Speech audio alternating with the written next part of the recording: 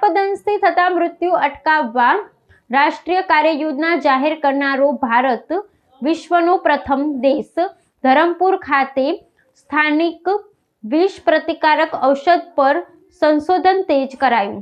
ભારત સર્પદંશથી થતા માનવ મૃત્યુને અટકાવવા માટે રાષ્ટ્રીય કાર્યયોજના જાહેર કરનારો વિશ્વનો પ્રથમ દેશ બન્યો છે। આ ઐતિહાસિક યોજના અંતર્ગત ગુજરાત રાજ્ય ટૂંક સમયમાં સર્પદંશથી થતા મૃત્યુદરમાં ઘટાડો કરવા માટે રાજ્યના સ્થાનિક સાપોના ઝેરમાંથી તૈયાર કરવામાં આવેલું વિષ પ્રતિકારક ઔષધ પ્રાપ્ત કરશે।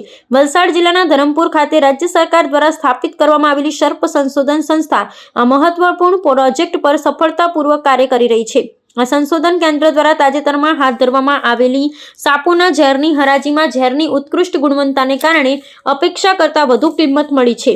આ કેન્દ્ર વિશેષ રૂપે ગુજરાતમાં જોવા મળતી ઝેરી સાપની પ્રજાતિઓમાંથી વિષ એકત્રિત કરી તેના પર સંશોધન કરી રહ્યું છે, જેથી સ્થાનિક ભૌગોલિક પરિસ્થિતિ મુજબ વધુ અસરકારક વિષ પ્રતિકારક ઔષધ તૈયાર કરી શકાય। આ આધુનિક અભિગમથી આગામી સમયમાં સર્પદંશના દર્દીઓને આપવામાં આવતી સારવારની ગુણવત્તામાં મોટો સુધારો જોવા મળશે। કેન્દ્ર સરકાર દ્વારા માર્ચ 2024માં સર્પદંશ અટકાવવા અને નિયંત્રણ માટેની રાષ્ટ્રીય કાર્યયોજના સત્તાવાર રીતે લોન્ચ કરવામાં આવી હતી।